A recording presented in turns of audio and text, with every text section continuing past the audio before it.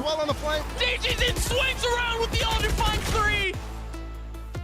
A 2v1 here. Davies so weak. But oh my gosh! The shot from Davies and the Red Bull clutch from Crew.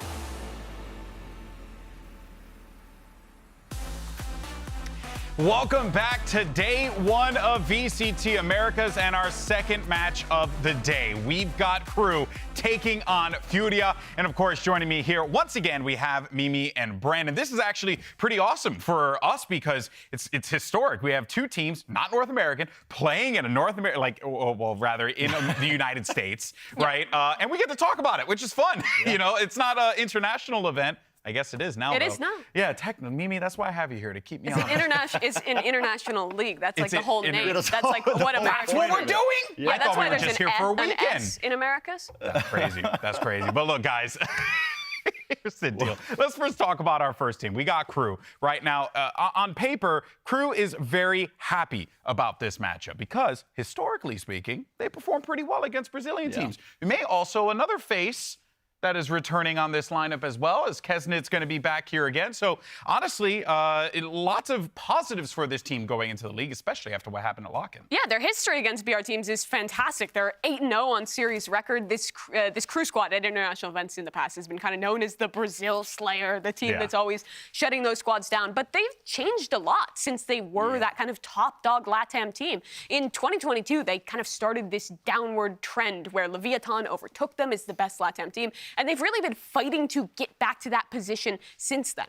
Yeah, but it's only been, honestly, downhill for a team like Crew. You think about them, the way they began and how they really became like that upset team early on back in 2021 and had those massive moments, like, honestly, just iconic as well. When I think about this team, their matchup against Sentinels, I believe it was in Berlin as well, where they ended up winning that one. And they went all the way. I mean, a semi-finalist at an international event. Yeah, and a large part of that was because they came in with very good preparation, really cool ideas that could throw teams like that off guard. And it's been kind of missing from them, honestly. They've had the heavy hitters. They've had players that can pull their weight in terms of just the individuals, but that doesn't quite cut it in 2023 Valorant. It's not the same era, and they have been struggling with that, finding their footing in this new era of Valorant in 2023 as a team. Like you said, overtaken by Leviathan as that top team in LATAM as well. Yeah. And so this matchup here, despite the historics, despite the fact that they're 8-0 against these Brazilian teams, I think they're going to have a very tough ask going up a team like FURIA, who are looking really large and in charge as well. It's coming out of Lock-In just really looking strong. Yeah, but they will have some interesting changes now coming into this event. At Lock-In, they had already brought Davies into the roster, as well as bringing Melzer in, who is picking up the IGL duties for this squad. But now they've made another change, and it doesn't really feel like it's a change because he's been with this roster for so long. Like more of a welcome but back. Kesnit is back again. Yeah, and what do you think what does that do for this team? And also, what does this do for, you know, the leadership as well? Because it feels like there's just been so much tumultuous changes happening with this team. Yeah, for this squad, they hit their peak with Kesnit, but they also hit their lows with him. He has always been the star that people think of when they think of this Crew squad. At the beginning of the partnership era, he went over and was playing with Leviathan, but he was just sitting on the bench. I imagine he wanted to be back with the team that he helped to form. Now he returns to Crew, and it's kind of a question of how much does that shift expectations for this squad? I mean, he's going to be the heavy hitter. There's no doubt in my mind. Like, the guy is incredibly skilled. But that's not the biggest criticism that we've had. Like, what we've been mentioning is like the thing that's dropped off from that old Crew has been like the preparation, the set strategies, and there's been such a change as well from that old roster that existed back then to now, where, you know, it's caused Leviathan to be that #1 LATAM team now over them. And I think this 9-week period is going to be me really just trying to pay attention to, are they going to be able to get back into that old form? And it comes down to that macro play, the set strats. And I don't think Kesnit's the guy who's going to be, you know, bringing that forwards. Maybe he will be in terms of like his voice. But I don't associate that with him. You know, I associate him as like the guy who's just going to be putting up incredible numbers in the server and pulling you over the line, but it's not the thing that's going to be consistently getting you wins. Yeah, and I think it's also important to note here as well. It's like, you know, you were talking about the shot calling, you know, the mid-rounding, the preparation, all that. You're looking at the IGL in this case as well, right? And in that case, is this going to be Melzer this time? Because I know there's been some confusion regarding who is calling this, Mimi. Yeah, it was kind of up in the air between him and Shandy trying to figure out who would be calling it Lock-In. But now, heading into this Americas split, it will be Melzer taking on this role. He's known for his time with Leviathan, absolutely. This B-roll is crazy, by the way. He's just dancing. Maybe he's going to try and dance on some people in the server. Something like that. He looked really happy. Emotes to Valorant. He looked very He did look celebratory. pleased, yeah. Yeah, You know, he's a what do you happy think they guy. asked him as well when they were recording? Dude, celebrate. Just a do little something bit. cool, man. Do something cool. Yeah, I like that. It's like, oh, put your hands up. Be like, that's all I can do. That's all I got. Well, you know, they are going to have to give us a lot more going into their opponent here. And let's actually switch gears and talk about FURIA from Brazil, because going into that lock-in event, right, we knew Loud, they're dominant, they crush, they destroy, right? But Brazil has traditionally been viewed as a one-team region. But I think, guys, I think maybe FURIA might be the difference here. What do you think, Brandon? I think you've got a point there, honestly, as well, because we do look at, you know, Brazil as that region where typically it's just been one team that's been popping off, and that's been Loud as well over the last few months of things. But I think FURIA really showcased that they could bring it to a teams like Fnatic as well on the big global stage. They're not just that one-team region anymore, and I think FURIA are going to be, you know, bringing that as well. They're putting the entire region on their back as well, showcasing what they really can do. And, you know, we were doing our little, you know, way too early power ranking segment at the beginning of the day in the pre-show, and we ended up landing with FURIA somewhere in the middle. I think we had them at like number 4, actually. Probably because we ran out of time, I would say, is the big reason. But also, like, it might not be unreasonable. Is it wrong? Potentially, yeah. But I don't want to take too much away from FURIA, because I think this is a team with that potential's there. They're clearly thinking about the game as well in terms of how they can push themselves in terms of the meta. They're not just all aim, no brain, which is, listen, Brazil as a region, they love to flex into that. They love to flex into that raw mechanics that they've all got. We know they can shoot well, and it has to be that strategy that's layered on top, which is a team like Loud's brought before. Now maybe we get to see FURIA as well, adding that to their own game plan. Yeah, I've been big on FURIA since I saw them at lock-in. I think I was sitting next to you, we were watching him play, and I was like, I'm all in on the FURIA train, and you're like, your recency bias is absurd. But you know what, though? I think you brought up a great point. You said this team isn't just all aim, no brain. There actually is some wrinkles, you know, that are located in the brain there, Mimi. Yeah, they had a lot of cool stuff that they showed at lock-in. I wanted to take a look at some of that. We're going to have some iPad baby time and pull up some of these rounds. Telestrator? I guess that's what you call it. That's probably the professional word. Go ahead. That's probably the professional word for it. Let's get this one restarted here. And what I want to take a look at is the way that this team not only is able to play their mid-rounds, but also to have really fast set executes. You can see that the composition that they're running in this one is pretty wild. They're running this Viper Harbor comp along with the Sky. Teams are trying this on other maps, but not really on Haven. And to start this one off, they begin by breaking this utility in mid, then heading their way back towards Garage. And you notice the setup in Fnatic from Garage here is a little bit different than normal. Normally, their Killjoy turret is going to be placed right there so they can watch towards C-Long, towards Garage, and that means this Killjoy player can float around, be playing different parts of the map, but that's not the case. The turret has to be here because FURIA is setting that wall up inside of Garage, and off of that, they're actually going to go take a fight with Alfier, who's forced to be committed into that setup, and this leads them to this fast split into the C site off of getting that kill, which is super successful. You see the deep harbor utility that they play around, wait for it to drop, and end up winning this round on the eco. But it's not just the mid rounds that make this team really good, and this is another round where it's just talking more about the fast executes that this squad has cooked up with this composition. You can see here the Viper wall is moved. This time it's just blocking off towards C, with Fnatic only anchoring Alpha Air towards C link. So they're playing retake on this site, but FURIA, the way they manage to get this space and play their post is super strong. This first wall allows them to get close into sight, allow Digizin to dash in off of that flash as well as the wall coming up, and then they molly back here and put a harbor wall going deeper. You can see that on the minimap, blocking off towards spawn and over towards CT as well. And that's when they drop the Viper wall to take full site control.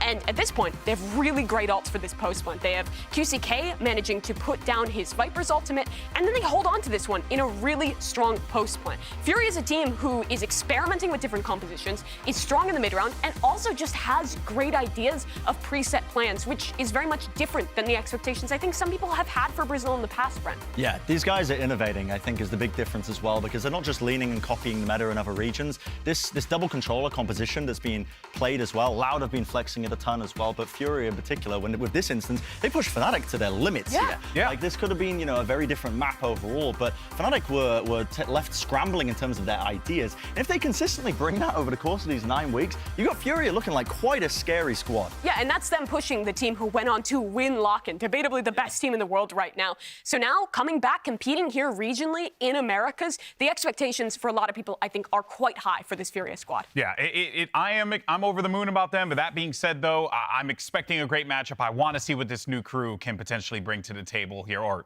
new crew, if you will. New old crew. Predictions. Who do you guys think is going to walk away with the win here today? I think after we've just been absolutely bat-chesting over FURIA for about 5 minutes, I mean, it's probably FURIA, right, leading into this one. Despite the fact that we brought up the fact that crew have won 8-0 against Brazilian teams, it's always been that matchup where they've historically been quite strong. I might be eating my words here towards the end of the day. I don't know. But I think FURIA do look like the stronger team coming out of lock-in. I think that crew are still left scrambling. I don't think the changes they've made with Kesnet coming in. Listen, Kesnet is a fantastic player, don't get me wrong, but that's not where I took issue with this crew team. I think I took issue with their ideas and the layers that they added to their own game plan. So I would give it to FURIA. Okay. Maybe there is some more ideas for crew, though. They've brought in a new coach in Adam. They have Adam, and they also have Melzer taking on the IGL duties, as well as bringing that firepower back. So maybe there's a chance for them to take this one home. But for me, FURIA has really impressed with their game plans and their individuals. MW Zera and Digizin were just so good at lock-in. Yeah, well, as the only analyst who has predicted things correctly. That's true. Sentinel's believer over here. The only analyst who wanted to just predicted when it ended in a 14-12. Yeah, no, I predicted that one. I knew it was going to happen. I'm going to go FURIA. I'm kind of feeling FURIA a little bit. Oh, so we're all aligned? We're all aligned. We're all aligned. We're all aligned. But you know what, guys? Look, Lotus, which that's a pivot. Lotus is Valorant's latest map, and we've been curious if the pros were actually going to play it here on stage right from the jump. So let's hear what they have to say about that. Lotus eu achei no começo, vendo as fotos só, eu achei que ia ser um mapa bem complicado de jogar, bem complicado de entender. Mas depois que lançou e eu entrei no Custom, joguei algumas rankeds também, eu percebi que ele é bem parecido com a Heaven, tipo, em alguns sentidos, em alguns aspectos. Então eu gostei bastante do mapa. É um mapa bem divertido de jogar. When Lotus first came out, it was like 3 bomb sites again. I was like, oh geez. But after seeing teams play it a lot, playing it ourselves, I mean, I'm warming up to it. Eu acho que o Lotus é um mapa muito único a ser jogado e eu acho realmente muito divertido a mecânica das portas, que faz que tudo seja mais imprevisível. I think the doors are really cool. It's kind of like another layer of like things to do, like faking sites with the door. Y me parece muy bueno, o sea, cambia el meta, cambia el cómo hay que atacar, cómo el defender con el sistema de puertas que tiene, así que muy divertido. Da mucha posibilidad a las puertas a hacer micros y tanto de defensa como de ataque, a hacer fakes, cambia el sistema de juego porque acorta los lugares de ataque y los lugares de defensa. I really like the map. It's like a really small map. The rotations are really fast. There's a lot of different ways to play Lotus because there's no set way already. Since it's a fresh new map, you kind of have to make your own meta on it. So I think there's a lot of like interesting comps. Like for us, when Paper X played Sage, we were shocked. We were like, Sage on Lotus. So it's kind of cool seeing like all these random comps and like compared to ours. I think that Lotus will become popular for sure, like Pro. Fur is like the new Ascent now, and Lotus is gonna be like the new Haven. Se for dizer pelo estilo de jogo da região Américas, eu acho que vai ter bastante lado sim.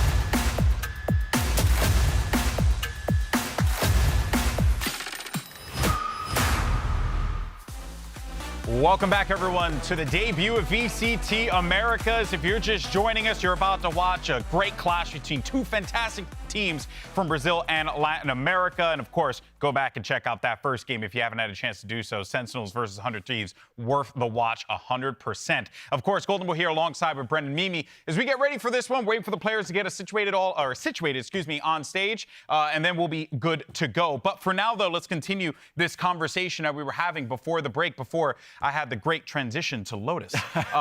Because I really think there was one big change that FURIA, we're going to keep, going nuts about FURIA, but there's still some goodness about crew. Don't worry. But I do want to talk about NW Zera, because me and you, we actually had an opportunity to talk with him, and I became a fan of him just from one conversation. The guy's got a great head on his shoulders and an even better head on his shoulders in the server. What? It's the same head on his shoulders. He only has one head. No, because like you're in life.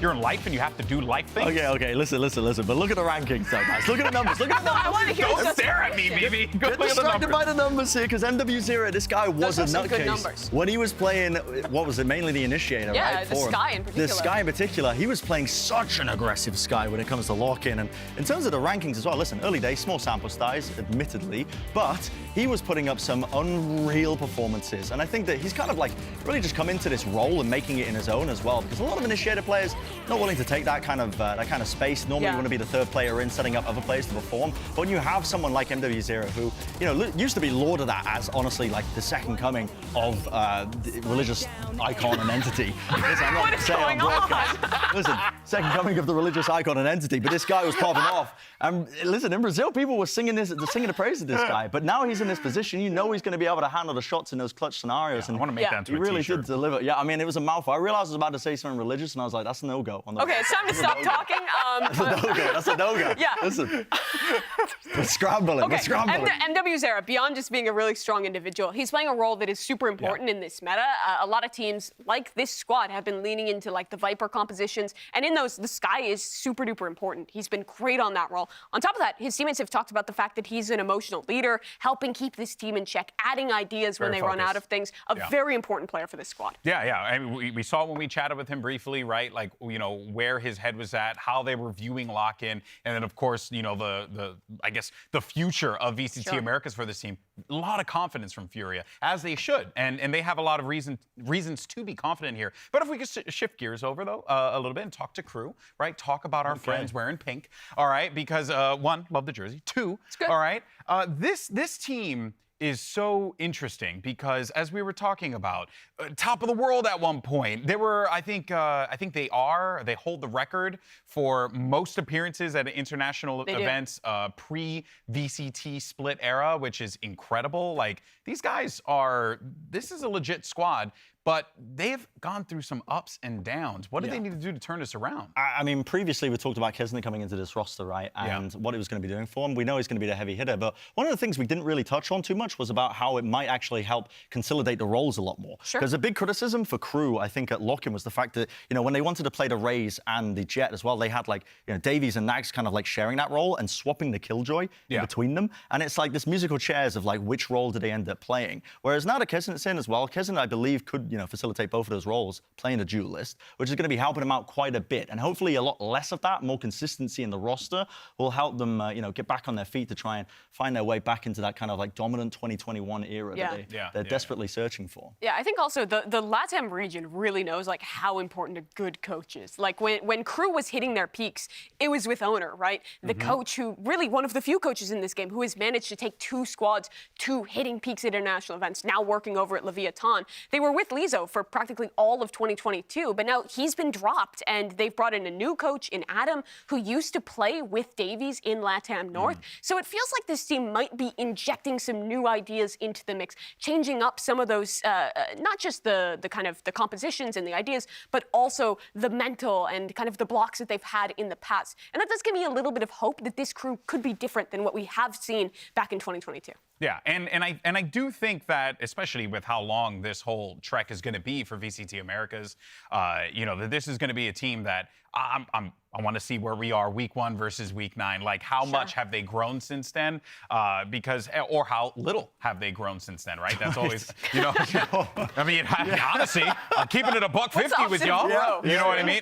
Yes, obviously. I love the optimism into, well, maybe not. Yeah, well, that's how I roll. That's my life. But you know what, though? A lot of people are pretty optimistic about the Brazilian team, especially coming here to VCT Americas. And FURIA is going to take the stage in just a few minutes.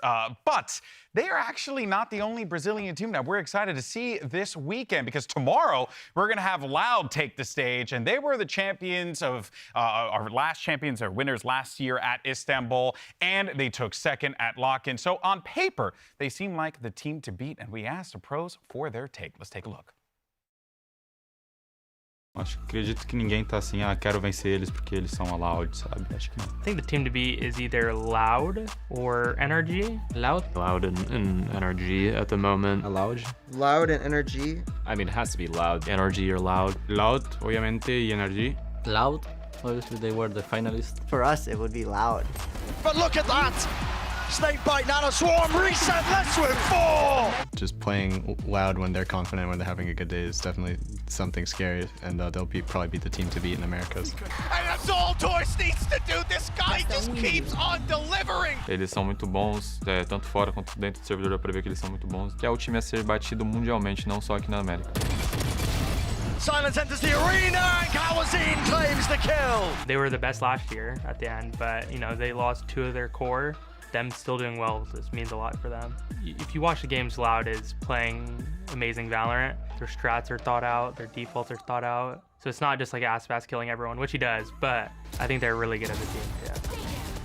Então, eu acho que a gente não é um alvo dos times daqui, mas eles sabem que a gente vai ser um time difícil de jogar contra, do mesmo jeito que eles sabem que tem muito time bom na franquia das Américas, então realmente está muito competitivo tudo. Porque todos os times são times a vencer, a gente está tratando todos os times com o maior respeito possível, porque sabemos que depois do lock-in eles vão ficar muito mais fortes, então com muito respeito e vamos a ir passo a passo. He's got a swap rifle! Spray and pray! Oh my God! What a clutch! Well, we will see Loud this weekend, and I know a lot of people are excited about that particular team taking the stage, but also to see how Loud squares up against the rest of the field here at VCT Americas, because it's a nice feeling. I'm sure our colleagues over in EMEA feel it with them having Fnatic and being able to just play against one of the best teams in the world. And then here in Americas, we have the same thing with Loud, a squad brand that has just been so damn good time after time. Feels like they're on a great roll right now. Yeah, I mean, they got a target on their back, haven't they, heading into the next few weeks as well. And, when we're on the topic of these Brazilian teams as well, I think FURIA as well, looking up to Loud as a team, a lot of the teams in that region, as the kind of big brother team to kind of like learn from as well. You may be even seeing that influence itself as well when we think about a teleshredder you did with the double controller comps, the Harbor and the Viper being used as well. Loud are one of the teams that were setting the pace for that as well. So really just, I think, them, setting their own pace, not, innovating as well and other teams copying them. But it's going to be an interesting 9 weeks. Yeah, for this squad, they were always second fiddle to Loud regionally. Now they have a chance to kind of build their own legacy. But this matchup is just going to be so exciting.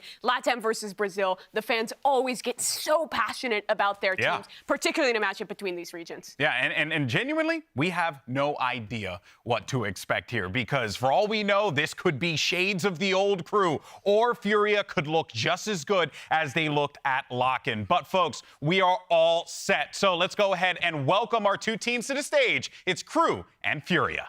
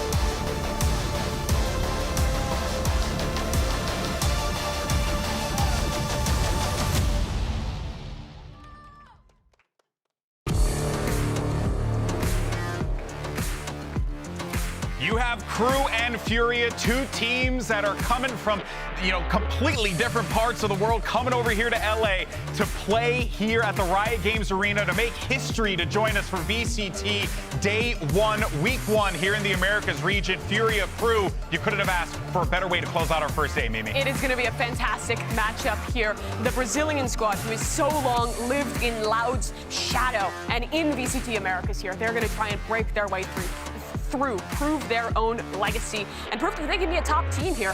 Crew as well, though, a ton to prove for that squad. Yeah, absolutely. We'll see if they can continue that kind of narrative that we were talking about, their dominance against the Brazilian teams in the past. It's a heavy legacy that they're carrying on their shoulders, to see if they can work their way all the way through here in this opening matchup here at day one.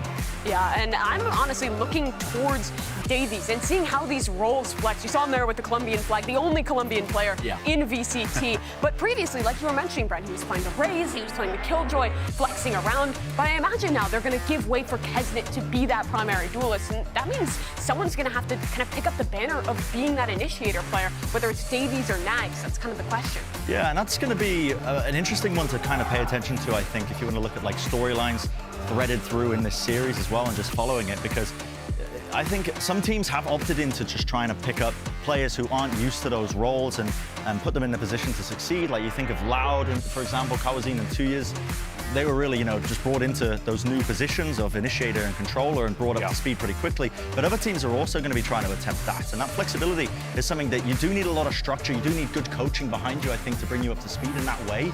So it'll be an interesting little storyline to follow, I think, heading into this first matchup.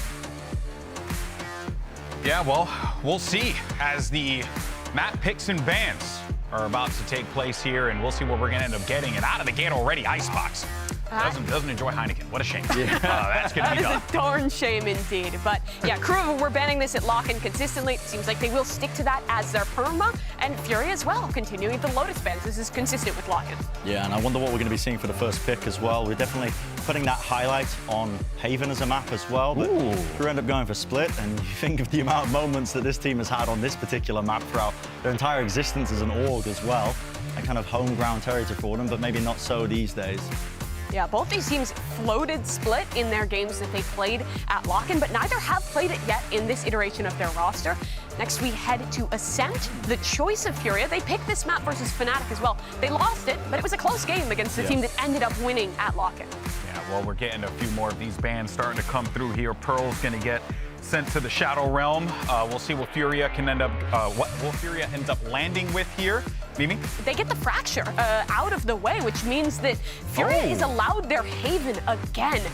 I'm a little surprised by that one. I expected Crew rather to get rid of that Haven, maybe test out that Pearl, but it is a map that they have not played. So we land here at Haven as the decider. And this map pool, for me, looks positive for the side of FURIA. It's both maps that they played incredibly close versus Fnatic, but they have shown those maps. There are VODs out there. Exactly, that footage is out there, and it's available to be counter-stratted if they end up putting that time in as well. But Split being that opener, player to highlight as well that we haven't really talked about too much is Digizine. As an individual basis as well, because I think he is going to be matching up when we talk about the firepower that was added to Crew as well. I can imagine that Kesnet is going to be playing probably the primary duelist for them, but we're about to find out. Yeah, right, this is a Raze map as well, right? Yeah. Does Kesnet play the Raze, or did they leave it again with Davies? That's the big question. Yeah, I'm actually, and already out of the gate. So we're going to get Nags with the Viper here. Is this solo Jet, or did they run the double duelist composition? That's going to be interesting to see. It'll be the Raze for MW, Zera, the Astra for the side of Khalil. So it's double duelist on the side of Crew. And Chamber coming out as well for FURIA. Whoa! Zenons are playing the Chamber for them. They've got MW, Zera in that Raze role as well. This guy absolutely demolishes when he's put in this position. But yeah, an unusual comp, a bit dated as well, you might say. Yeah, this is a comp that people used to play a ton. I'm trying to think about this Chamber. You can have the trip in vents either be peeking out A main or mid, but it's all a matter of range. Remember, that trademark has been nerfed, so you have to stay within a certain area. And if holding down vents is the idea with that piece of utility, it does really feel like Digizine is going to kind of be on a leash with the Chamber nerfs. Absolutely. Yeah, no, I couldn't agree more. I mean, the TP changes as well. Like, he's not going to be able to play as aggressively as he once did before. You can't do as many trap plays with it as well. Yeah. Against a double dive comp too, right? You can get overrun. This squad has such good gap close on the sides of Crew. So if you're getting ran down trying to TP away, you could still be at risk. This actually looks pretty positive for Crew when you think about the composition, but then it comes down to the execution, which I do feel a little bit better about FURIA in that regard, given what we've seen so far. Yeah, I'm an average Chamber despiser, but I'm also kind of down with FURIA. They cooked up some cool stuff. I'm a fan of this team. I want to see what they have. Okay, all right. But didn't at Lock-in we had a Chamber as well? Wasn't it Ye who played it? Yeah, but that was on Lotus, where I think it's a little bit more of a known quantity. There's very clear places where you can get your teleports and find value. Split, I'm not seeing that quite as much. It feels a little bit more limited on this defensive side. Yeah, I think in the past people would play the chamber as well and try and get value by holding down like B main on the defense side and things like that. I don't think you can do that as much. You can't put down 2 teleports and just get out for free and control that B main area as easily. There's multiple areas where it's just been utterly nerfed and makes it much easier to punish. Yeah, and to pivot to the other side as well, it is this double duelist composition. Both Davies and Kesnet on these duelists. All right, folks. Well, we have 2 more teams that are ready to make their VCT Americas debut. So let's go ahead and bring in 2 brand new casters to the stage. You may have heard his voice in this building a few times. It's Rivington, and give a huge welcome to Vansili. Thank you so much, GB. We have been blessed today, though, with a banger of a series this morning, but now I'm expecting a great matchup for these 2 teams as well, Crew and FURIA. But we're going into Split. You know, they talked about it on the desk here, Riv, that it was going to be a bad match, or a tough match, at least for Crew to start things off, but Split, this core have been used to this map. They have. They absolutely have. And we also heard that Crew haven't lost really to the Brazilians. Exactly. So what is this, the direction we've taken here? Is everything going to flip the script? We'll have to see if FURIA can bring that power. And both of these teams play so well to the current meta of having variety, having everyone be able to switch. We see MW0 going back to Raze, which is absolutely amazing. When I see and think of this player, it actually still clicks Raze in my head. Back to Gamelanders Blue, back to a few of the things on Keyed Stars that he used to do in 2022. We'll see if it works for him here at Vansili. As we said, we do start on Split, and we'll see what they have for each other. We'll keep an eye on where this chamber also plays on that defensive side. As we see, it's a little bit of the defensive sentinel utility towards that A Heaven area. Exactly. The trademark looking up towards the Heaven. You saw the aggression early from Crew. Got it. Holding this W because they're playing this double duelist, but Kesnet also taking the role of a Jet here, so it's not like that old school Nags playing onto the Jet. But here's the first blood. QCK with the first one inside the fence, looking for the trade. It's a 4v4. We adapted a little bit on the defense. We still have that Sky, Madzine on the top, just waiting to see if there's more pressure coming in. A 2-3 split on mid to start things off with an entry of the 3 through that vent area. Absolutely awesome stuff to see. If mid can't push, they have the flank already coming around. Now FURIA has to figure out how they want to set this defense back up without really knowing where the entirety of Crew is going to be. Madzine here. Spotted though. First contact, Pain Shells in the back, 18 HP. Still stays alive for a bit, tries to run the clock down, finally gets taken out. But Mozira's already here, 2 of his own, 2K. As now we fight back, Pain Shells, 1 more to go. Klaus as this guy down towards hell, chased down by W0, but it's still gonna be FURIA that scores first. FURIA, great control on what was happening. They didn't rotate too much. Everybody anchored their position. They lost mid. It doesn't mean you lose the map on Split. Keeping themselves in B, and I think there was a bit of miscommunication in Crew's takes. In mid, they did get vent, but the 2 in mid didn't push up to help vent. When they went into B, your Astra, your Melzer inside B garage was not pushing in time. So just a little bit off. Easy fixes here as we come into the next rounds, and it did benefit FURIA greatly on their rotation. We'll see how they get into this next one. MW0 already getting the frags in there on the Raze. We could see an early ult from him, as it's going to be a B deathball focus here on the side of Crew to start off the second round. With no plans coming in, full pistols. We do have a Sheriff in the hands of Kesnet. Made a bit of noise. So trying to grab this orb. Khalil going for the Jiggle Peak, spots one and goes for the Nebula. So that's going to prevent the push from moving forward. On top of that, the Pain Shells are going to push things back, allowing Crew cut noise, rotate back, and work towards this mid area. Orb into contact, but as you said, you still have Nags on the other side of the map. There's a lot of things that can happen. And now they've split into somewhat of a push on what could be FURIA's default here. So they're just sourcing information at this point. See, no committal to whatever they're doing. I think if they could have walked into B, Crew obviously would have taken that, but they're not happy with what they're seeing just yet. They want more info as they slowly move across the map. We're doing a little bit of around the world here, Vance, as they get themselves into position on the side of Crew. FURIA, again, just good to see solid defense. You can't be mixed up by a team just going from position to position on the map. Here's A, though. This looks like it's going to be the confirmed hit. Still going to be a death ball for Crew. Walking off for contact, Madzine finally spots a few. With 30 seconds left, we initiate for the push. Nice little flash, but it doesn't really affect Madzine, who gets 3 onto the board. Looking for the 4th, but finally Klaus takes him down. A push from behind. Klaus is ready for that too. And that makes things really good on this pistol, on this eco, looking for the plant for more money, and it's going to be planted safely. And that check mark is in. We have that economy, one more left in this site. And 2 unanswered rounds for Crew, but the money is going to be huge for Crew. 2 unanswered rounds for FURIA, but the money is going to be good for Crew in the third. Right, they should be able to do well. Not too much damage as well on the side of FURIA, so we could get a pretty good gun round coming up next time. That's the defuse. And I like the push there at the end. We saw coming from Klaus, he wanted to get a little bit of a forward position, but FURIA's been really fast just to get the retakes, playing confident, getting themselves in, and kind of putting the danger to the wayside in any situation, backing each other up on those instances. We'll see here. And yeah, as we said, there's so much versatility in these teams. Nag's first ever appearance on Viper, W0 going back to his Raze. Everybody's just trying to put a little bit more flavor in their play style. And that's the meta we're seeing, because it's hard for a team to track if you're going to be changing things from game to game, week to week. A little bit of A-touch push and pull here, as it looks like they will get Kesnet to take ramp control. And it's Seekers out on the attack. MW0 is just holding down towards Hell with this Judge close range. She's gonna get pushed back for a bit, so great utility, at least for FURIA, to prevent Crew from going aggressively, finding that information off the Seekers. So we're gonna have to reassess, rework the map, and they're walking actually into Digizine. Playing that chamber, we talked about roles and changes in terms of comps. Same thing coming out from Digizine, right? Used to playing onto this jet, now going into a chamber on this map. Not an agent that we usually see now in the current metas of Valorant. The chamber, the trademark seems to be working pretty well, though. With the distance you need to be, mid, vent, or your A heaven and it's vent, you know, it really works a little bit like the KJ util if you want to just set it up and play somewhere else. So that's what they get out of it still. Again, another Crew round where it's not a full committal. The information is just their gameplay right now. Still in range for a TP. First contact to fall back, and QCK plays the off angle.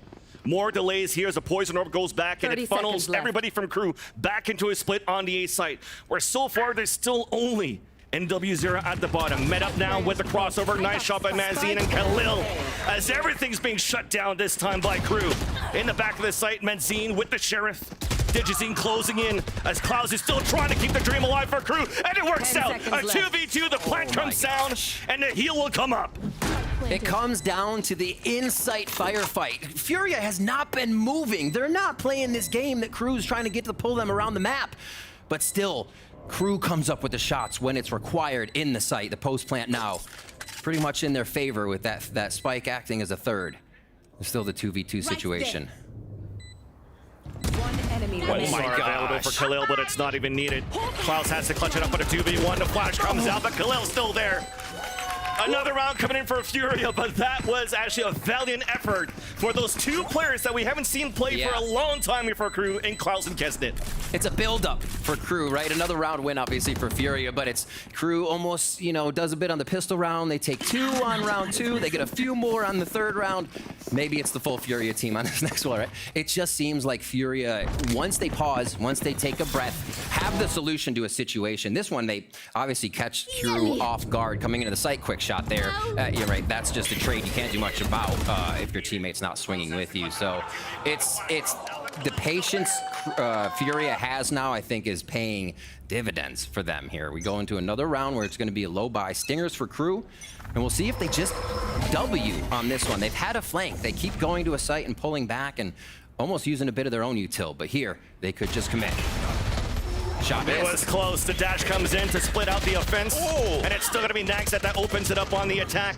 Digizine still trying to connect, but misses that one too. NW0 and Khalil just in the flip of a switch. Is that a disadvantage? Answering back with paint shells, but the advantage still comes in for Crew. Plant safely down towards that default, so we have to play inside with Crew. But you talked about those stingers, right? You have to play close for the attack. And now they have to trade each other. MW0, Khalil now watching their back just to make sure they're not going to get Melzer somewhere close. And they're actually saving altogether. They're just going to walk right out of this one. So playing to make FURIA reactive now. Crew comes in so fast that it's not FURIA able to reset, do something. It's that instant fight, and Crew catches FURIA off guard big on that round. So a little bit of a learning session for each round here. They get the operator. We'll see how this works. Honestly, I think that operator makes Crew play a little slower until they get the pick. So this could favor FURIA if they play it slow. Yeah. That's the first round for Crew on the board. And to keep on that topic of that operator, when Digizine had it here on the defense, we talked about like the nerfs that came out from Chamber, why we don't see him too much do. You already see from how he was trying to play that angle at the entrance of B, you can't be as aggressive anymore because you need to find a place to TP away. Right. You have to be top of your shots, right? It's also terrifying to play just a hard angle that close to a side entrance when you're against a Jet and a Raze. Yes. That's not one person jumping at you. That's probably two with a guiding light behind it. Or, no, sorry, yeah, Jet or Raze, right side. I was looking at left side. But it just literally overwhelms you, you know? You have to play your life on that and get out of the sight, but Digizine did not have a chance. Still go for another operator, so they're digging into the pocket. You can see low money here for FURIA, so Crew could flip the switch if they're able to take this round. Change that economy. This battle's coming in towards that A side. You talked about the operator that could slow things down on the attack for Crew. It's in the hands of Kesnet, working it out on late lurks with Nags. But just on the other end is also Digizine. Two great oppers now. Go get there. Digizine carrying a lot of these op guns during lock-in. And carrying a lot of these first blood second onto the board if you're looking at the lock-in stats. Blinded. Incredibly patient from both teams. Like we said, the op, it stalls out the game almost. You see nobody committing to too much, just on the back. So much time to zero that in. Digizine coming up with a nice frag there on Kesnet. And that's op to op down. Let's see if they even retrieve it. Yes, they do. It's going to be on Nags now.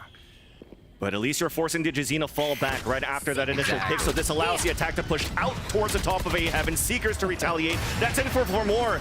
But Digizine, another one of those rare rushes. Satchels into the site. Digizine has to be on point, looking towards that right, and it's going to be close. And those go back into the headhunter, who lands one between the eyes of Davies. But still, the defense falls on to FURIA's side, leaving only Khalil by himself, and so far away off this post plant. And this is what we were talking about. Crew able to flip the switch on the economy. This was a low buy for FURIA. It's going to hurt so much that they try to dip in here and win this round. So, I mean, you do what you got to do, but Crew does have that momentum growing. Klaus, Melzer, Nags, I mean, we still have some ultimates there to be used as Nags builds up to his. They will recover the operator for this round. So, a flow now for Crew to find for themselves. It's just Khalil saving up. They're going to need to. Economy's so low, as you could see in his overlay, MW0. But all the way down to 0 as well as Digizine. And, you know, the thing for Crew, the way that they're playing this so far, Rivington, is they're really walking into Digizine's up, right? Yeah. It's taken a little bit for Digizine to warm up, but if it comes very soon, this might be these type of dangerous default plays where the reads are correct. It's just that mid-round, late round. He's got to land some more. He's got to be snappy on those. You can always play the aim game. I mean, it's a possibility. It's really, you put pressure on yourself when you're trying to W, trying to make set plays. You have to accurately make those. So I want to see some from Crew. I want to see him whip out the set plays now. They don't really have to with a bunch of money in their favor, but we'll see if they decide to take that risk. They may still play it slow, knowing FURIA is right on their heels. 3-2. Nags is going to play off to the side here, but he is actually bolstered up by Kesnet. So they might work this off one more time up A ramp. They're loving this setup. I feel like Crew's setup is 1-2 or 1-3-1, 1-1-2-2. And FURIA is fine to just wait on this, right? They're not pressured by any situations. Even with different picks for some of the agents, nobody's really being tested at this point. Nice little trade, though, as we have an eco coming in for FURIA. Khalil with the only rifle saved from that previous round. A little bit of a nice trade, though. It started off things well on a defense. Nobody's really funneling back, though. Nobody falling back from Crew into mid. So this is still a great opportunity on the attack side of the Latin American team to move into this A site. We're here on the right. I've got your train. Can they hit this? Operator with Seekers going in. And this is the entrance we talked about, Vansili. It's hard to stop, but it looks like FURIA is going to still stay. Counter flash coming out too for Medzine to try to get Digizine in a good position. Punished by Davies, the plant comes down. Rifle still far away, but looking to meet up with the rest of his teammates towards heaven, towards screen. But Medzine's still waiting. 20 seconds left on another flash, so they won't have that utility to pop outside of this smoke. So it's going to have to come back to basically fundamentals potentially with the double swing out. We're just trying to make it expensive for Crew as well, right? We talked about the eco coming out. On the defense for FURIA. Here's that jump in. The first judge. Melzer to fall. Weapon picked up as Klaus holds in the back.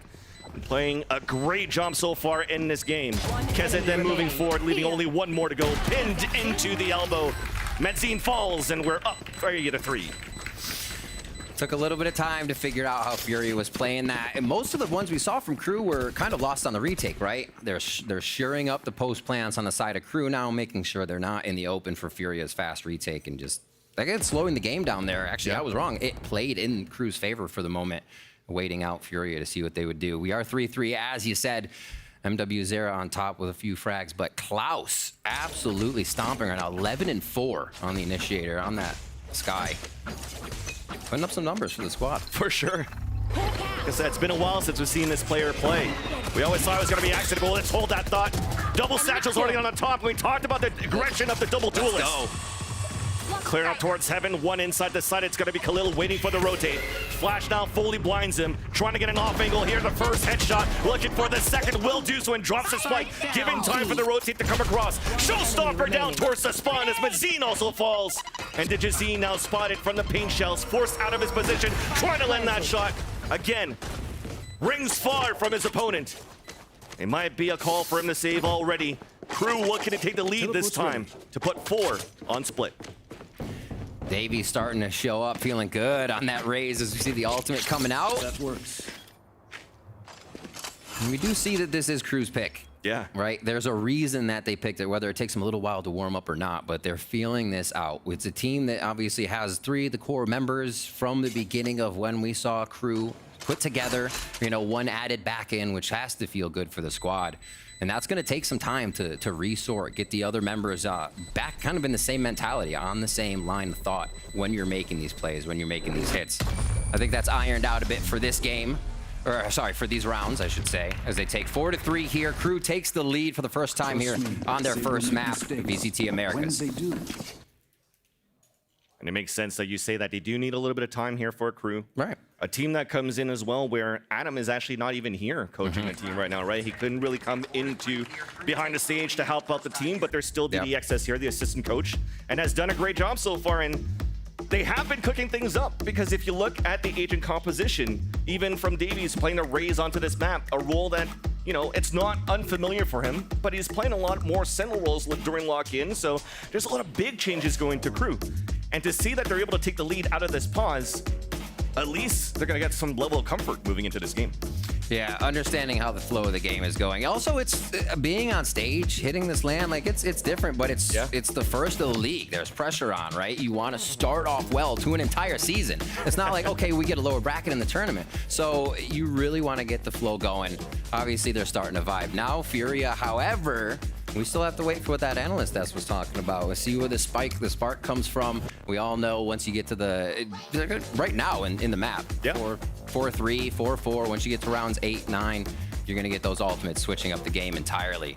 And I think that's a lot of what Crew is waiting for. We see their power in the duelists. The ultimates are going to make it that much better. And that's when we saw the game turn around. Already for Kesnet, if they lose this up, Bladestorm can be used so they can keep this money flow going if it has to be a rebuy for someone next round. And back to the low buy for FURIA here. It seems like they're continuously in a tough situation, or Crew is making these situations happen by their slow play now. It's kind of switched, right? I said it was working for FURIA before, but now that Crew can push and pull, grab one member of FURIA, they have the rest of the gunfight down after they W to their sights.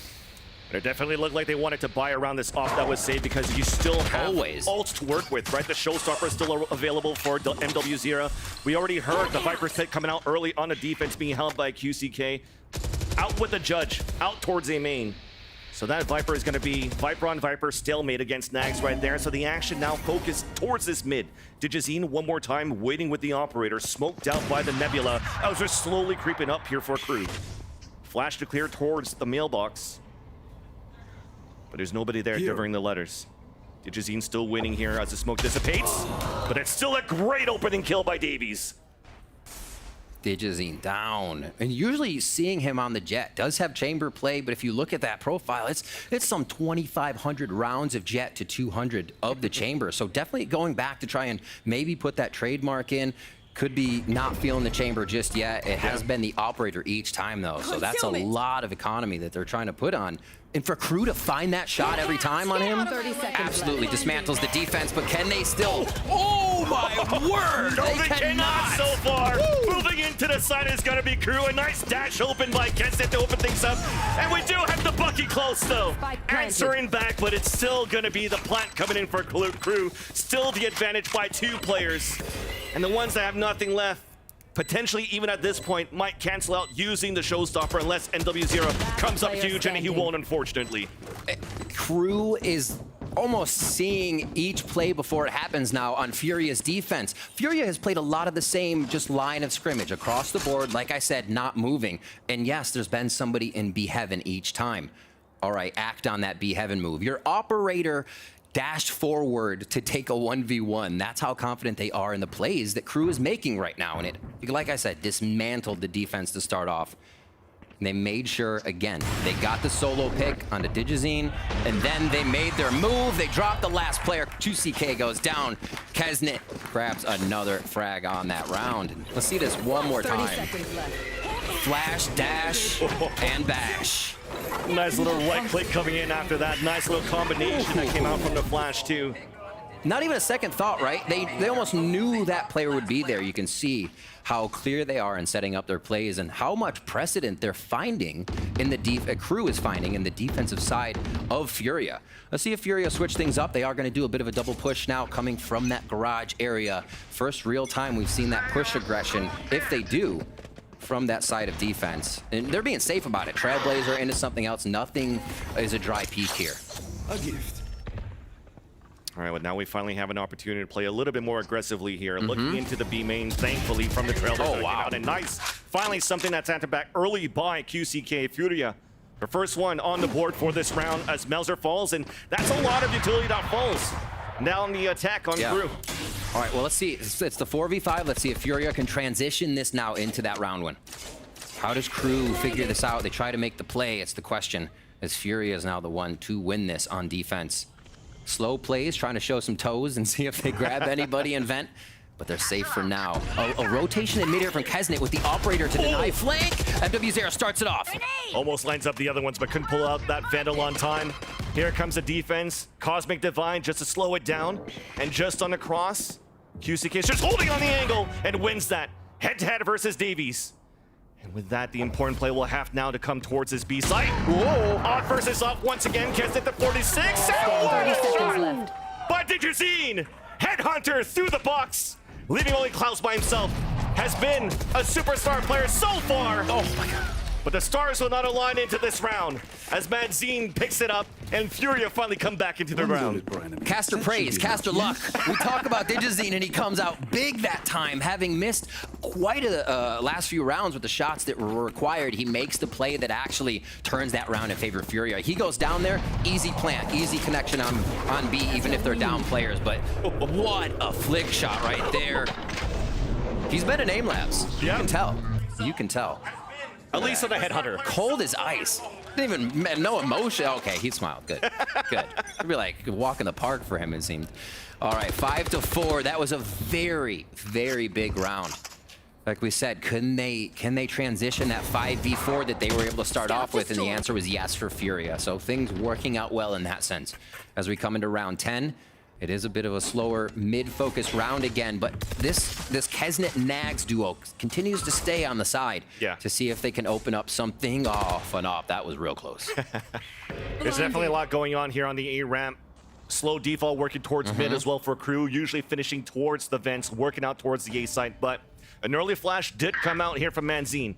It spotted some players, so you see the early rotate back towards the A site. Where we're moving in, and unfortunately another op shot that misses, and it's punished by Kesnet. Fury at a disadvantage, forced to fall back into the site, and that's going to be NW0 just at the bottom of elbow. We still haven't committed yet for Crew inside the A site though, so an advantage for the rotate to move forward. So this is Crew's pistol round reversed, where mid comes through vent instead of the A heavens, and it seems to be working beautifully, but MW0 with a third! What? fighting back here with 3 HP. 30 seconds 2 left. more onto the attack as Nax gets punished and lowered. Down to almost nothing. MW0, look at that final kill. The big out and gets the ace here for FURIA. The sliver shot to pick up the ace. MW0 snuffing out Crew on that round.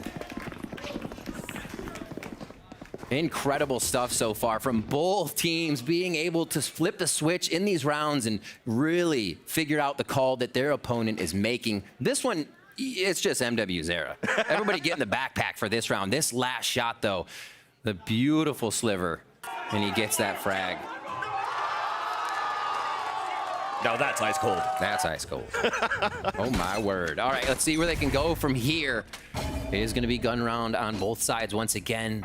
Digizine feeling like that op is something they are going to need each time, so they get it and get kind of figured out in mid. And this worked out last time for Crew. Full W into B if that's what they choose, and they may be trying to be tricking that precedent, just fooling FURIA. And they are getting a bit of a rotation, but you see right there, Digizine stopped in his tracks, so like no need to rotate. So good comms from the defense.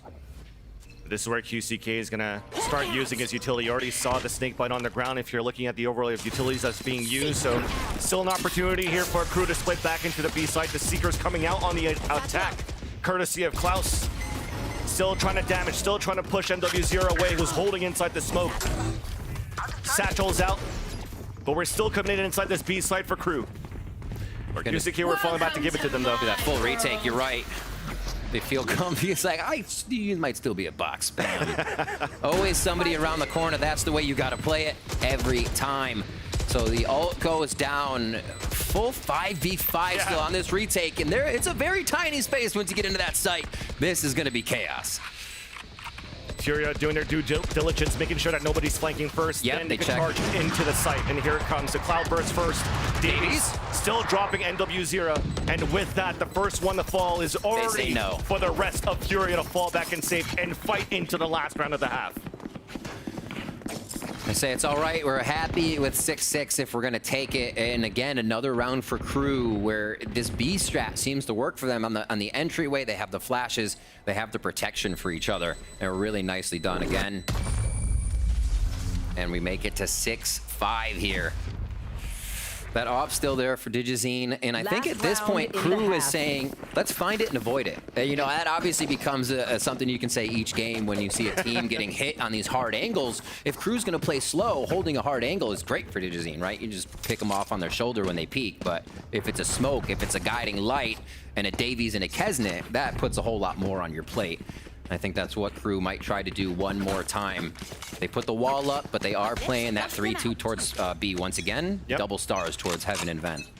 The defense is there, though. This is a change-up. It's going to be MW0 this time, and not Digizine.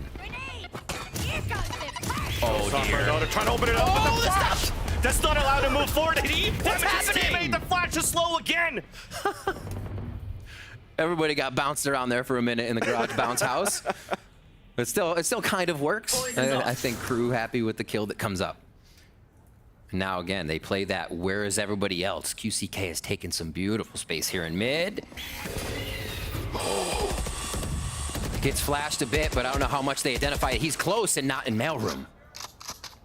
Here's the reload. The barrel of the gun is sticking out.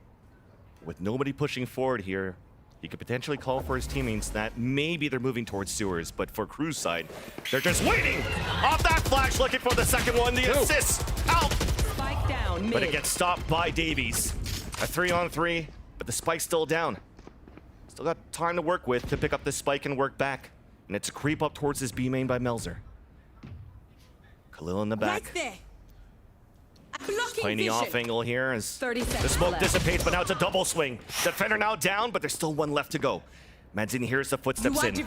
23 seconds left on the clock. Allows for him to drop, maybe play the 1v1 onto the hillside. Seeker's out for the last two, so nobody's playing passively. We're trying to cut the rotation on the left side through this flash and through the cosmic divide at the pillar. As we swing out, the first one and the second one gets lined up by Digizine. Why does he have an off? Give him a phantom. What a great round. Great team up there at the end. Patience with the Seekers and Vance. We got a 6-6 half. 6-6 half being done. Very close game for both of these two teams that have a lot to prove. Switching sides. And when we talk about a lot to prove here for both of these teams, there are also two organizations that are trying to step out of the shadows of their big brother, right? The Loud of Brazil, the Leviathan of LATAM, and are actually putting up a great fight here. So with that, let's see what's gonna happen here. Golden Boy and the rest of the desk, what's going on here? Well, what's going on here, Vansili, is that we have ourselves a tied game going into the half. 6-6 presently here, and you know, fellas, fellas, that's it. I'm a fella. What's up, Yes. fella? But you know, guys, is my mic not on? Oh, I think. Oh, we can't hear him right now, I don't think. I think but you guys can hear probably me now. hear us. You want to know why? It's because I had to tinkle. Anyway, moving forward though. So let's talk about this real fast. It's 6-6 in the half here, right? But there's something that we had noticed early on, and it's with Crew, right? Crew just seemed to be taking their time. Yeah, I mean, we talked about this double duelist composition, I think, as well, and how it allows you a lot of pace, I think, that you can inject into it, but it was just all slow play. There were instances of fast play as well. For sure. Which is, you know, we pulled a couple of clips as well to try and showcase this, but it was mainly just solely a lot of conditioning for slow plays, and then they threw in this one around round 7, but largely across the board in their half, it was a lot of slow play, being very, very cautious. And I think that kind of caught FURIA off guard, because their idea with this chamber was to kind of be holding down the lines, punish these fast hits, and get these initial kills, but it just wasn't working. You saw in that last round there, Digizin is just holding the line, the smoke fades, he dies. It felt like he was consistently not able to find value with this operator, because Crew was just playing incredibly slow and not giving him gaps to capitalize off of. And defensive side is the side where you can maybe justify chamber. It's so much harder to get value from that agent on attack. Yeah, I know, I completely agree. I mean, Riv called it in the final round. It's like, why is this guy being offered? Give him a Phantom on most of the rounds, right? For sure. It does limit you to that degree as well, and I do wonder how are they going to be starting to get value now when we swap the sides, because I think 6-6 Crew, that's a respectable half for them. They can be quite happy with that. Yeah, that really is. And I think that's showing kind of the new ideas being brought into this team. Yeah. That was very different. When Clouds was calling for the squad, they tended to go for really fast hits. Gambit and Kesnit's life. It seems like Crew is bringing in those new ideas that we were hoping for. The question now at 6-6, is that enough? Yeah, well, we're also going to be getting a chamber on attack in 2023 on Split. It's going to be quite enjoyable. Let's see what they're cooking. Send it back over to Vansili and Rivington.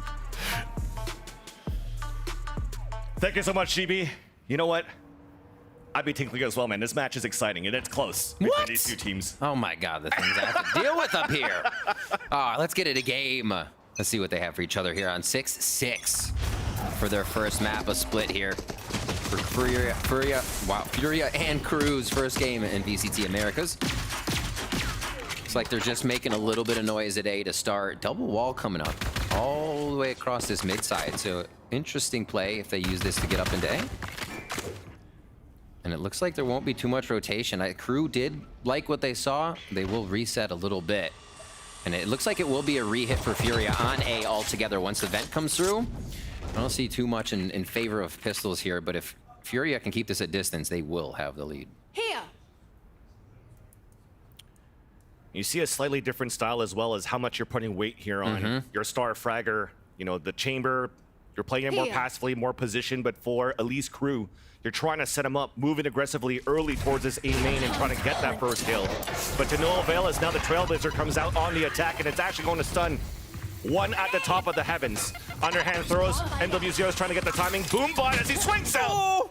Once again, another first blood by Davies. Thought he could make it by cheeky play, but it doesn't work out as Davies does get it. A quick smoke, can Kesnit stay alive? So far, has done a great job to let Klaus move forward. Swing again, headshot there onto QCK. Spike is now down. Madzine and Khalil at a disadvantage and a nice little tap. That's crispy. In motion. A battle on the side here towards the elbow. The swing up. No, and it's done again by Khalil. Advantage now for FURIA. Melzer timing out from that Nebula on the right side of the rafters. But we are playing it very cautiously for FURIA. First contact is going to be Madzine. Just at the corner of the orb. Shot misses. The flash blinds him, but it's still a 1v1 here inside the site if he gets the perfect timing. We clear towards the wrong side. Khalil, the superstar, into this round for FURIA. Controller controlling. Khalil with a beautiful round, and you could have given him 5 bullets on that round and he would have been set. Absolutely ridiculous stuff here. No chão A. Nicely done. I mean, the controller should be able to work their own smokes, right? You're making those angles, you're hitting those shots, and God, it was so crisp.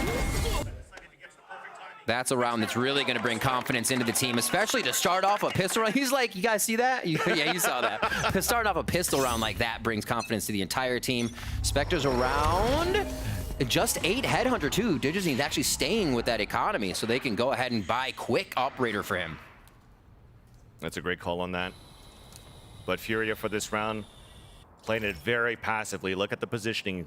Deep sewers, deep into ramen shop. Just trying to see if Crew's trying to play some sort of play. A trap play with the pistols that they have into this round.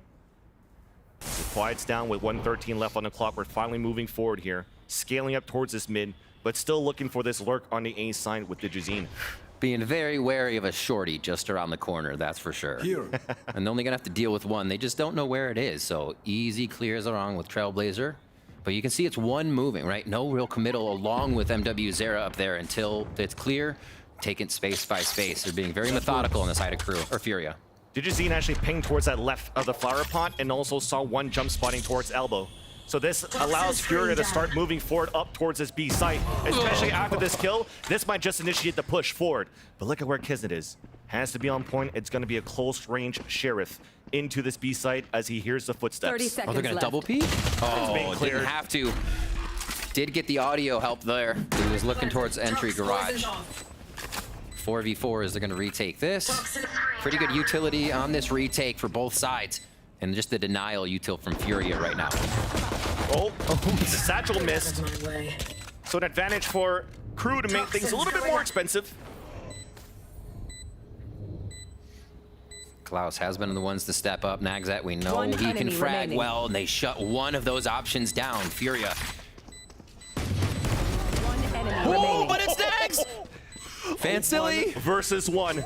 A tap onto the spike. The shot's coming up! Oh! But he doesn't capitalize on the kill! Metzine still ends up winning that 1v1 and saves the round here for FURIA. A toothless Bulldog on that one. A Bulldog moment. What a headshot too. Absolute accuracy coming in with each one. Just a gun diff to end out that round and HP a little. As we see the 8-6 here for FURIA. And that is, I mean, if you're FURIA, you're knowing that those post plants are getting a little too sketchy. And you need to sure things up. Because if that's going to keep happening, Crew might be taking the next few rounds. You give him that much room. Oh, are you serious? Yeah, everybody felt that. So we'll see what happens here. Round 15. A push out towards mid from Crew. A little more aggression to identify and take space, starting things off. And it looks like they won't grab too much there, but they may know now FURIA is dedicated to one side. What is going on in this game? Give him a headhunter and a phantom. That's all you need, but the entry comes in. What a shot by Kesset, swatting MW0 from the air. A 4v4. As despite we have FURIA winning the last round, their economy is still in shambles. Spike coming out for Heavens. But here comes the battle. We need that clear on the right side. No, the Trailblazer missed out. DGZ to get another one. Wall then comes down in the Cosmic Divide. Klaus trying to find a timing, but is going to get some backup instead, coming out from the ropes. And that is going to be Melzer, with Klaus looking for the double swing as DGZ puts 3 onto the board. Oops. The one doing work for the team, making it 2 versus 2. And somehow this could be coming back here for the attack. It's still plotted for Heaven. The jump spot, it's halfway for Kesset. And he gets the NES, the shot there. And the defuse for Crew, or 4K for Kesset. Welcome back to the world-class Wrecking Crew. Everybody with the flick shots right now. Aim is on. Everybody is online. This is incredible. Everybody is just pulling out all the stops. That last frag was so big, and I said it, Vansili. If these rounds are gonna start getting this close, you have to be careful. That's crazy stuff. Crew 1v1 last round went in favor of FURIA, but not this time. They won't let it go down the same. Kesnet says this one's ours, and he does it in amazing fashion. Round 16, let's start us off because it does not stop delivering. 1 round separating these two teams, and 1 round also determining the economy for the next round. A very important one, as FURIA still wants to make the first step. Boombot to find information up towards B Heaven. But just waiting to react after this Poison Orb comes back down here on the defense from Nags. They already have the smoke. They use this star up in Heaven to walk through. Usually it could be a position for maybe MW0 or a Digizine to step in, but they like to get themselves through the smoke. Once it's up, you flash through it, and then you have people peeking from multiple positions on that smoke, one on the left, one in front. Seems like they hold off for now, but they are approaching that with the spike down. So this is probably a play for Util at the moment. There's this, they got the nade out.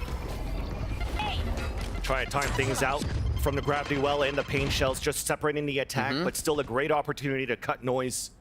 You saw that lurk coming out from the A side earlier on by QCK, moves now down towards Ramen, picks up the spike! Woo!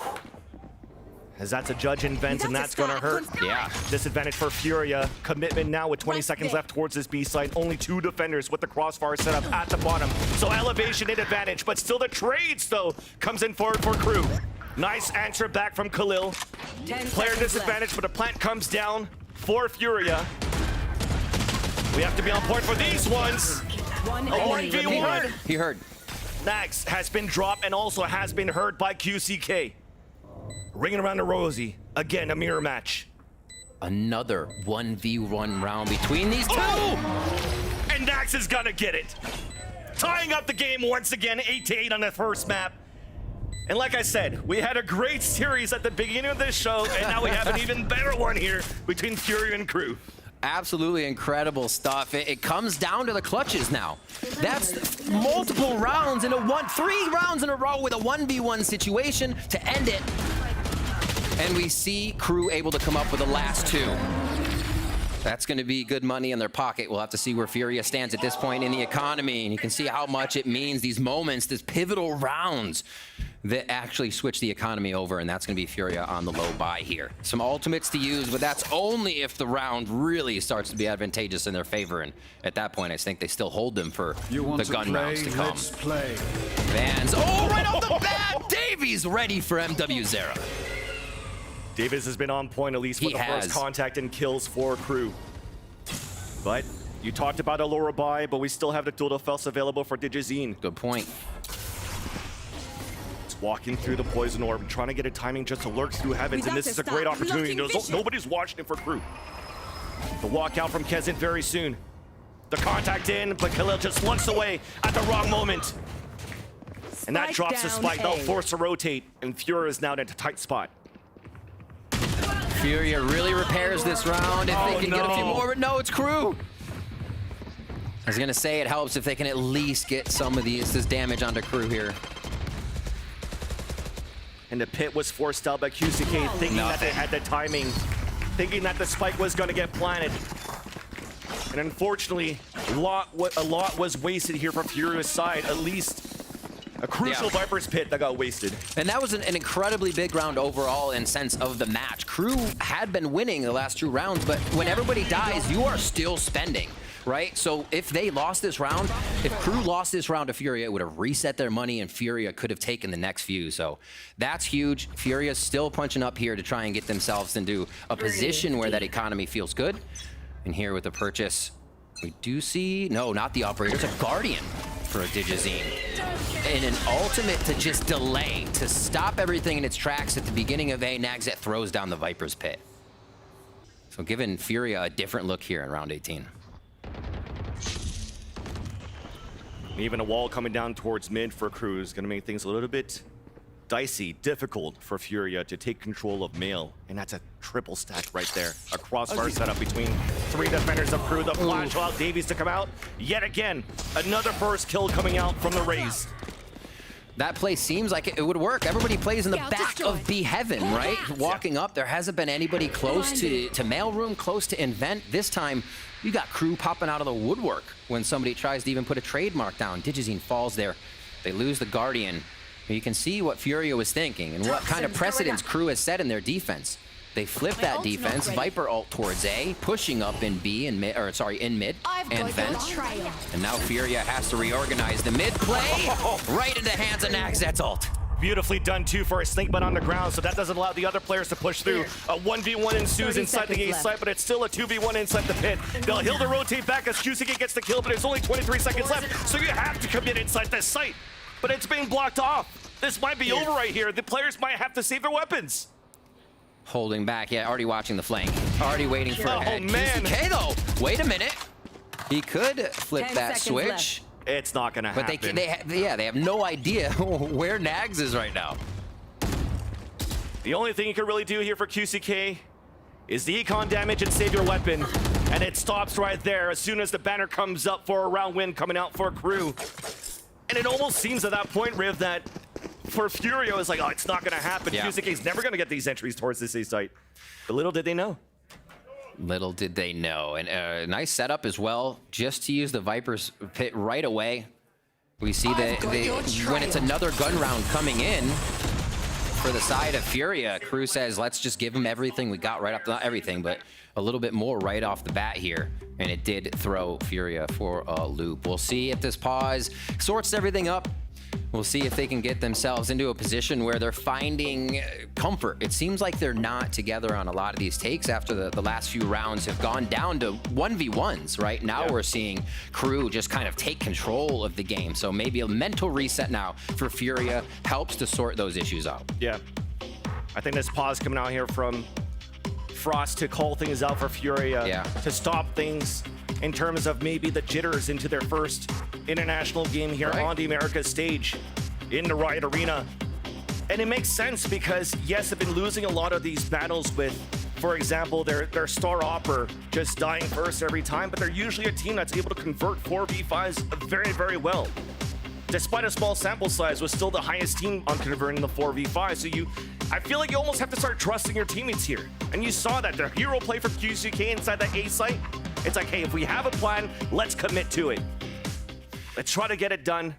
Let's try to fight back because we know we have the firepower here for FURIA. Crew putting up numbers here, causing this timeout to come through. FURIA just cannot find a way through the defense. Davy's a big part of that. 6 first kills, 2 first deaths on that raise. We just saw one of the plays towards mid where Davy was able to shut down the blast pack 4, just ready for a bit about anything.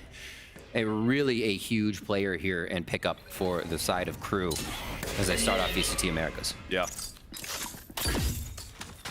One of those moments too, like Davies used to a role playing a duelist, had to play a sentinel before for lock-in, back into a duelist role. It's almost like a Toys for Loud, right? A star duelist there before joining and playing controller for Loud, and is doing a great job too on that side.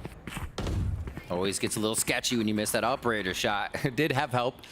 A lot of movement from Crew on that back side of the map. They're trying to assume it's consider it's going to A at this point. Yeah. Because Kenneth has to fall back to get a heal out from Klaus. So that might be a weaker hold for Crew towards the site, and that's where we're trying to do it, to flash through the toxic screen. As Nagzet's holding towards vents. He's calling the amount of footsteps that are coming out. Up, surprise! Pinshell's on the ground. He's letting right on him. Back up at it. Pulls up by the Pinshells. Showstopper then out for MW0. Spots nothing yet. Towards the screen. No trade. But at least comes out from a long-range stinger from QCK. Mauser captaining a beautiful shot there at screens. Does get taken down though. 10 to 18 here. Rounds that FURIA needs and wants to pick up. Khalil helping out. Now we're starting to see it. Word. What is happening? A little bit of miscomms left and right, and yeah, the showstopper misses, and we're not clearing our corners. One of the scrappiest rounds that we've seen so far from both of these teams, but the disadvantage is still for Crew as Klaus is on a 3 versus 1.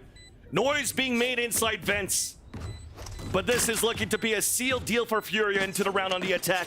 Exactly now what they falling needed. back to save the op. Exactly what they needed. And at this time, the timeout comes into play. The reset is very big for the team. And this became one of the rounds where I actually became a little scared for FURIA. Once they make it into heaven, it seems like split meta has changed and teams can get heaven. And then you're in the box of a heaven, right? You have to get out. You have to figure out where your openings are. But they did it perfectly. They actually waited out Crew to peak a little bit more, pulled Crew out of their safe positions and just using the time. So while that looked sketchy, really Crew having full control of when they were in that heaven spot.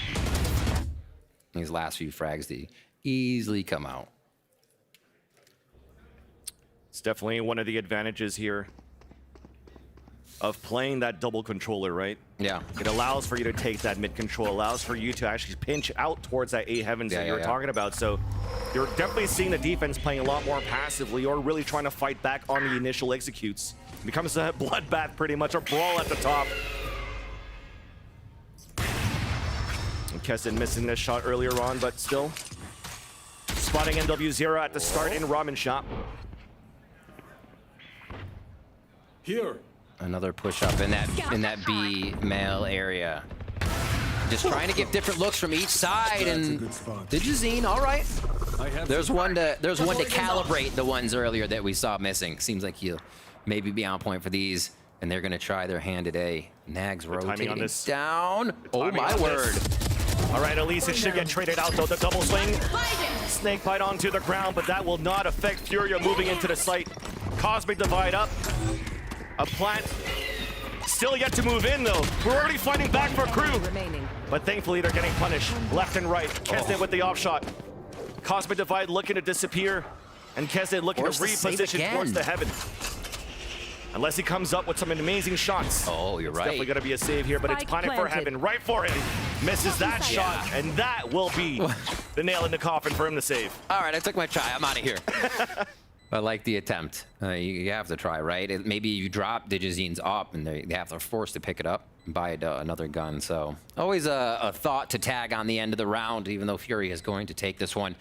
And they start coming back so strong after this timeout. Almost want to know what was said in that. Or really just maybe to reset the mentality or work together. Maybe you guys are kind of discombobulated because we did see some of the takes not timed with utility right. Crew was able to win those 1v1, 2v1s when it came down to the post plants because Furia was all over the place, right? They post plant and they can't get themselves into a good spot. So I think they've cleaned up a lot of the post plant on the side of Furia here to get these last 2 rounds, sorry. Hopefully we're not going to see the same type of storyline for crew on the attack where, oh, well, if we have the op, well, we might have to try to save it into the next round here and there. But that's right. It becomes the priority of the round, not even fragging people. Exactly. Like, do we still have it? Is it? Yeah? Okay, good. Move on. But you're right. It does seem like we saw that round with the Phantom for Digizine, and any round, right? You frag out a little bit. But it just seemed like comfort. They were able to work with each other, trade off each other, get these frags where you anchor your teammate, and you're able to follow through even more with utility. I think we're a little discombobulated at that point. Yeah. And we'll see it 10-10. Push towards B once again. And still this little late lurk by QCK over day. The beginning of this round too, you saw that NW0 was just jumping inside the garage, maybe faking that he was going to double Satchel. So that forces already Melzer to playing very passively inside the B site, leaving crew very cautious, forcing a Trailblazer even early into the round. But the Trailblazer did spot 2. You see that rotate coming back. We're playing a little bit more passively from male and then focusing a lot more here, fighting from the heavens into B main. It looks to be a fake here, Riv. Spikes rotating over quite fast. So this hit, they have used MW Zera on most attacks. So if they hear Raze going into the site, that should pull people around, but crew is not moving. The Seekers gave enough info here for Kessin not to rotate, but he misses the op shot. Seekers are still coming through, and that confirms now the hit towards A. 30 seconds left. Stack's already up towards the heaven, but it's DGZine with another pick to start things off on the attack for Furia. But Klaus still comes in with 2. Down A. Only 1 more left to go, and is all the way out here towards the B site. Klaus just clawing through 2 members of Furia there. And now Mazine gonna go ahead and hang out on this one with 10 seconds left in the round. And has to be said again, crew did not move when a showstopper came into the site. Or at least Raze, right? Yeah. The blast pack coming through, it's been the precedent for what Furia is going to make happen. That's the duelist that's firing in, and nobody moved on crew. A big pickup on that round for them to be solid in their defense and stop what could have been a 3-round streak here for Furia trying to gather the rounds. When I saw those Seekers come out, it could have been one of those moments where he could give you false information because one was heading up towards heaven. If that pulled somebody out, maybe the fake would have worked if they got the entry into B site. But thankfully, we had that pushdown coming out from Nags, from vents from mid, to actually identify that nobody was adding that pressure from Furia towards that mid, and it's going to be a fake towards A site. So beautiful read, beautiful adaptation for crew. They take the lead now. Still, first map of the series, 11-10. I'm seeing now that MW0 has to build up to his ultimate. I thought I heard that cue when he went to last game, or last round, but that obviously would make Crew rotate a little less if you're not kind of going in with a showstopper. Here he tries to make that ground though. We see the play style. They need MW0 to actuate, and still no spike here. So they're sourcing whatever they can. Playing a game of contact, but a damn aggressive one at this point. And nothing from Crew, not even a peep. Oh, there's a Trailblazer. A little bit of a peep, more of a bark. We'll take the safe peek for sure. Yeah, exactly. Rotating out towards vents. That trademark is important here for any type of hits that they want to take into the late rounds. This could also be a switch back and forth depending on how the outcome is going to go here towards the A site. But two defenders trying to hold it out. Long range once again is Kesnit with the operator. Nags on the top at the window. Footsteps now coming out. As the op is looking to connect. Pain Shells trying to push him out of his position. He does, but still misses. QCK with the first entry into the round. Pain Shells down out. And a forward position by DGZ. And a very deep Viper's Pit on the top of Heaven 2. And that's going to make it even harder for Crew to take towards the A site. To run out towards that window is going to be a tough task because of this Viper's Pit. And all three will decide to fall back and save. So much saving in this game. For all the aggression we got. We're cautious. We're cautious for sure. Things were flying. People were throwing pies and faces on that on the other rounds, man. It was getting wild. And now everybody get to that point where you don't want to lose. You play to not lose, and it becomes a little more strategic, a lot more thought going into each play, and that everybody is on the same page. This rotation coming out towards spawn. Could see Kesnit and MW0 meeting up. And there's this 33 HP, and he spammed the operator down. That's big. An important one for sure. Yeah. So falling here, not being picked up by FURIA, so they still want to move in. With the MW0 entry, if they could, with the satchels to create that space to dive into these sites, but both of these teams, we've seen it on the defense, adding a lot of importance into First Bloods. A lot of importance into at least trying to play an aggressive angle and then play the numbers advantage, but if it doesn't work out on the attack, and you're at a disadvantage, or either team rather, is just, let's just save for the next one. Play into what we have for the economy. And the economy looks a lot better for FURIA at this tied game. Ooh, a little shadowing. Kind of close there. You see a bit of damage, but easy heal from Klaus. And again, this spike drop in Ramen and a little bit of contact play, resource push and pull from FURIA. Just, it's the vibe. See, both teams are playing it. On Split, it works a little bit better because if you think about Split, once you're down an economy on this map, it's almost impossible to be able to beat the other team. It really just works like that. You don't have the utility to take or retake. And if you don't have that on Split, it just becomes something that is impossible. 11-11 here.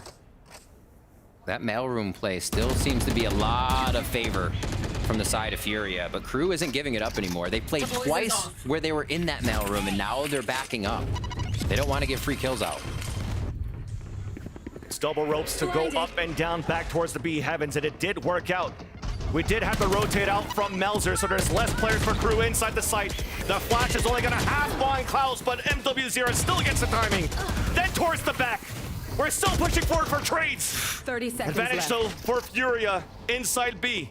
There. Cosmic Divide did come out here on the defense, but we're just trying to get better timings.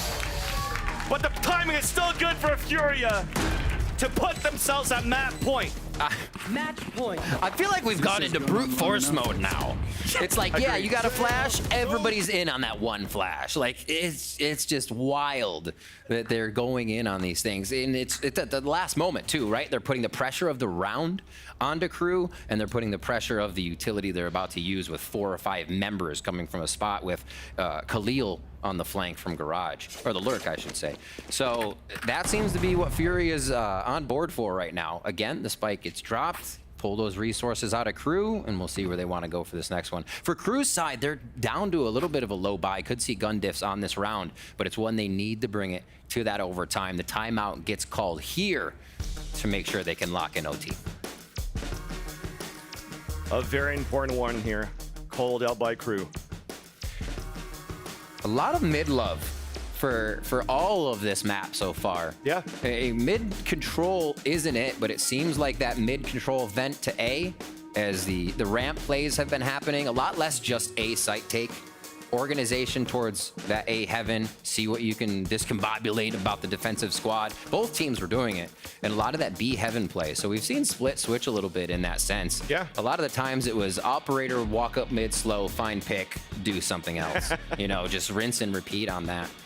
So here, we haven't really seen too much of the same towards site takes. They're varying it up, but it is always B heaven or A heaven first. We're not really seeing a full site take. I guess of the few B rushes we have, I just found that interesting that they've kind of wanted to take the opposite side of the map control before having the site too. Yeah, I could definitely see that on the attack, the difficulties of working those extremities. Yeah.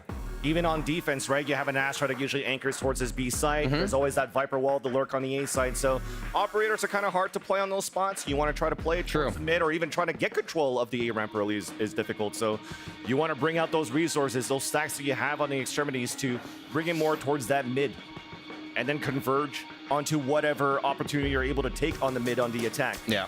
But both teams have been very good at just keeping on this stalemate until it comes down to the last second hits. The opportunities to try to get into the site, and that's why we're probably seeing how crazy it's been in these trades to bring us down here to potentially the last round of this map or an overtime. It starts off with an early pit. Out on the defense for Nags. And as you talked about, hey, people love working towards min. Well, that's going to be shut down quite early. Yeah. Remember, they did this at A, and it kind of just threw the whole round for a loop. So they try it here to split, like we said, where the map has been almost controlled from immediately. And now they work over towards this B side. Kind of through the trademark, which makes me think this is going to at least be the hit in the end. So they have flank control already.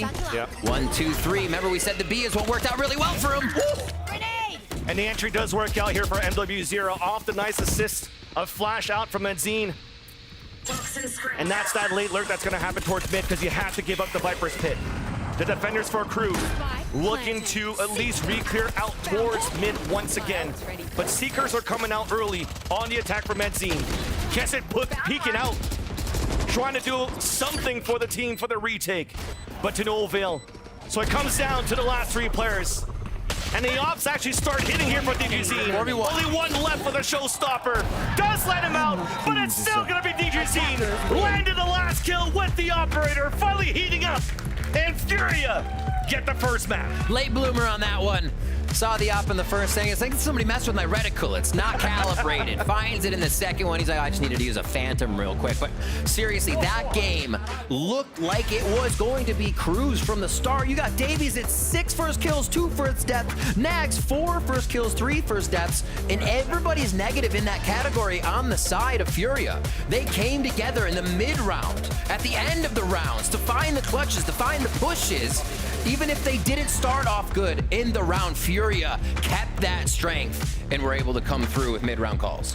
But, you know, the Des was talking about this, Rip, how it was going to be such a tough game for Crew. Absolutely. And quote-unquote, it should be easy here for FURIA, but to bring it into the last round of regulation for FURIA to win this, let's talk about the positives this Crew right now, because it's looking awesome.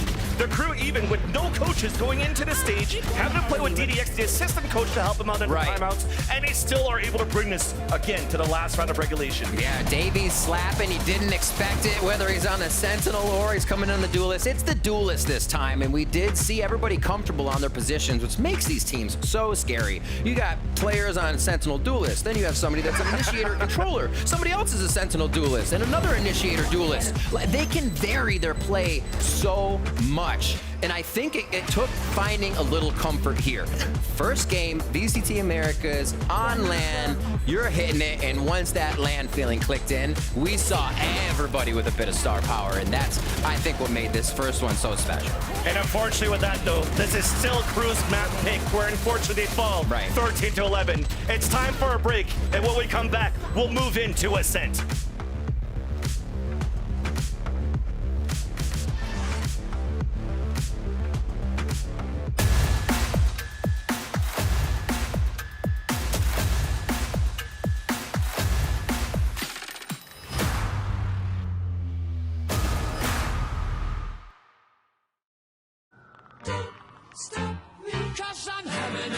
time, having a good time. I'm a racing car, passing by like Lady Godiva.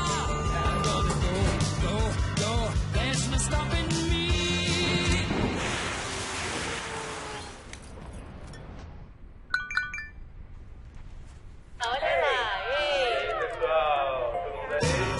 Stop me now, I'm having such a good time. I'm having a